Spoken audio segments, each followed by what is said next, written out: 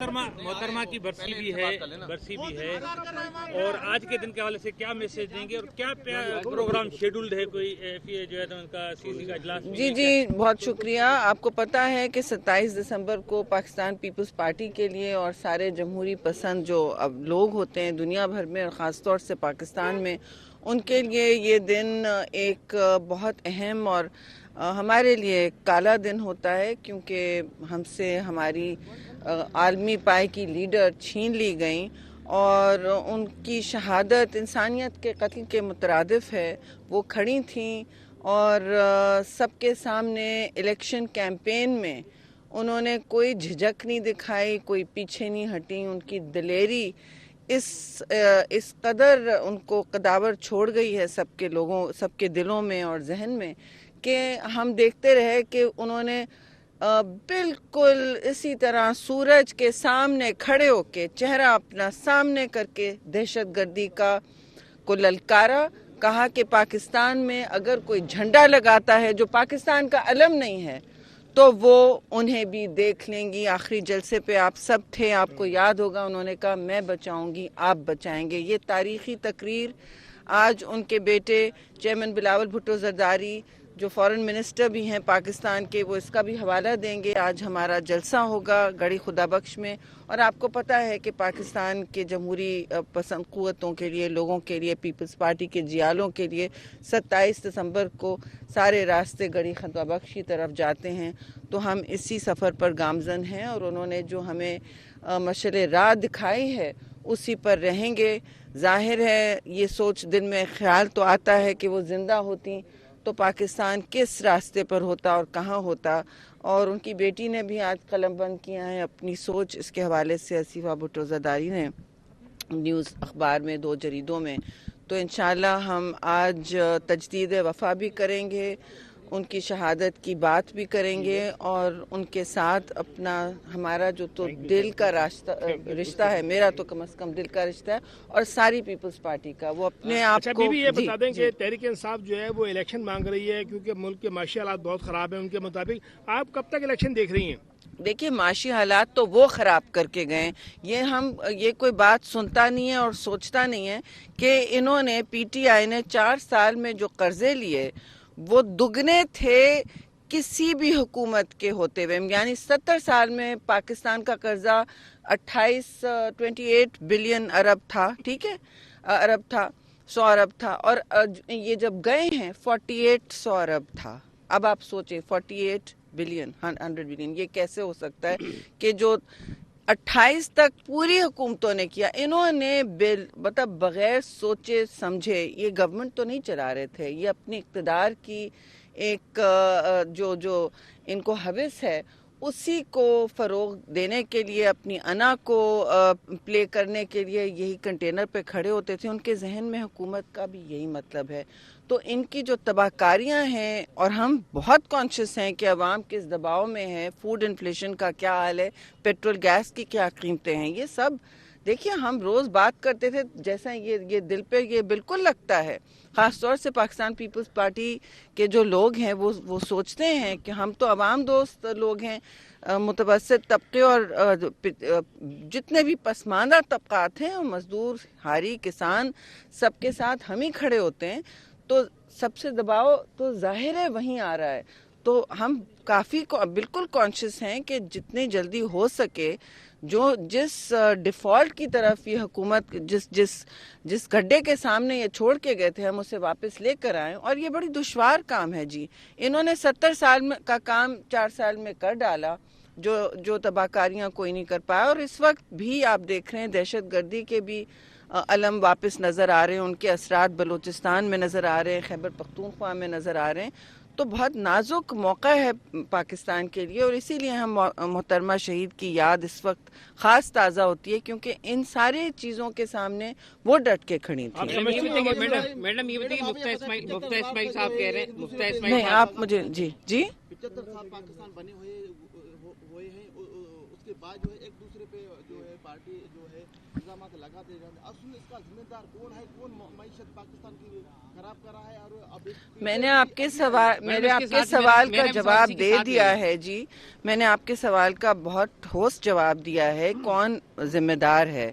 हम इस तरह की सियासत नहीं करते कि मुल्क में खलीज हो, मुल्क में लोग बट जाएं और नफरतों का एक कारवान फिर उबल पड़े। ये इस वक्त मुल्क को इसकी जरूरत नहीं है। इस मुल्क को इस वक्त जोड़ने की और जो घाव लगाए हैं उन जख्मों में हमने इस वक्त मरहम लगाना है और आहिस्ता आहिस्ता मुल्क को अपने पैरों पे खड़ा कराना है। भाई, सिंध में और बलूचिस्तान में 3-3.5 करोड़ लोग सैलाब से मुतासिर हुए। कोई उन्होंने भूटे मुंह उनकी पूछी है?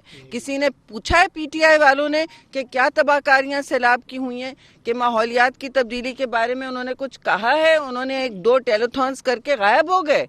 हम ही जाते हैं उन इलाकों में। अब पिछले हफ्ते मैं खैरपुर में थी, अभी तक वो लेक्स खड़ी हुई हैं। लोगों की इस वक्त सर्दियों में उनके मसले मसाइल डे टू डे बहुत हैं।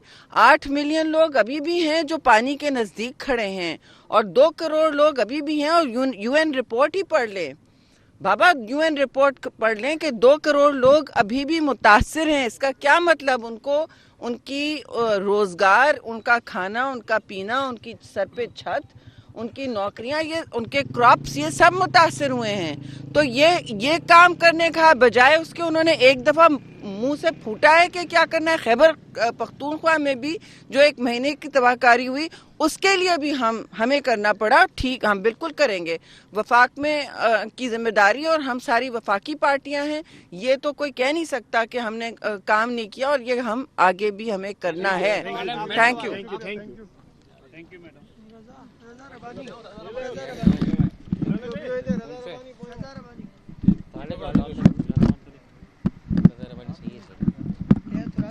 मानिए पकड़ यार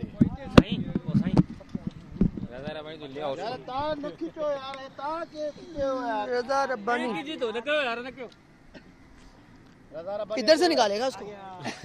इधर आ जाना, इधर जवाब के साथ खड़ा हो जाना। अबे तो कहाँ से, वहाँ माइक नहीं है ना, इधर है माइक। अरे इधर चला जा, किधर है? थर्ड क्लास उधर चला जा, समझा कर बात को। सर इधर आ जाए सर, सर आगे आ जाए थोड़ा। ओके ओके सर, पहले तो आज आने का मकसद बताइएगा और दूसरा ये बताइएगा पीपल्स पार्टी आइंदा इंतखाबात में जिस तरह से काफ लीग के साथ तहरीक इंसाफ एडजस्टमेंट करने जा रही है, क्या पीपल्स पार्टी पीडीएम के साथ एडजस्टमेंट करके आम इंतखाबात में हिस्सा लेगी या इंडिपेंडेंट हिस्सा लेगी? देखें, सबसे पहली बात तो ये है कि मैं समझता हूँ कि आज का जो दिन है वो पाकिस्तान की तारीख का स्याह तरीन दिन है, जिसमें मोहतरमा बेनज़ीर भुट्टो साहिबा की शहादत हुई। और आज शायद पाकिस्तान की ये शक्ल ना होती अगर मोहतरमा इस वक्त हम में मौजूद रहती। मोहतरमा की जो सियासत थी वो आज की सियासत की तरह नहीं थी, और उन्होंने पाकिस्तान की कौम को कराची से लेके खैबर तक और लाहौर से लेके क्वेटा तक उन्होंने पाकिस्तान की कौम को यकजा किया। तकसीम की सियासत उन्होंने नहीं की, और तमाम तबकात को और लोगों को साथ लेके वो चली। और आज जिस तरह एक बार फिर दहशतगर्दी इस मुल्क में सर उठा रही है, वो इसी पॉलिसी की वजह से है कि जो अपीज़मेंट की पॉलिसी दहशतगर्दों के साथ रखी है। मोहतरमा की बड़ी क्लियर पॉलिसी थी, और अगर आज वो ज़िंदा रहती तो शायद ये दहशतगर्दी मुल्क में बहुत कम हो चुकी होती।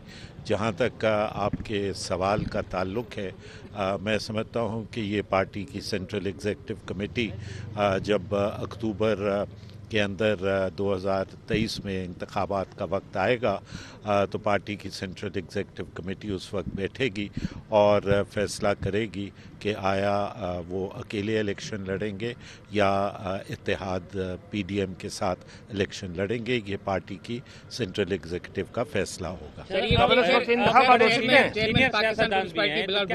जो बयान दिया है मोदी के हवाले से, उसको काफी पजीराई मिली है। उस बयान के हवाले से आप क्या कहेंगे? उससे दूसरा ये भी बताइए, आपके इत्तेहादी हैं मुफ्ती साहब, मुफ्ता साहब, वो ये मुफ्ता इस्माइल साहब, वो ये कहते हैं कि सर अगर हम IMF के पास नहीं गए तो मुल्क डिफॉल्ट कर जाएगा। सर अगर ऐसा होता है तो फिर क्या सूरत हाल होगी? देखें, जहाँ तक बिलावल साहब का बयान है, मैं समझता हूँ कि पूरी दुनिया में उस बयान की पजीर आराई हुई है और वो बयान जो था वो हकीकत पे मबनी है। मोदी जो है वो बुचर ऑफ गुजरात बिल्कुल अपनी जगह तारीख़ी तौर पे है और वो जो पॉलिसी उसने आज हिंदुस्तान में अपनाई हुई है उससे जो मुस्लिम अक़लियत है उसका जो है वो कत्लेआम वहाँ पे हो रहा है। जहाँ तक IMF का ताल्लुक़ है तो ये कोई नई बात नहीं है।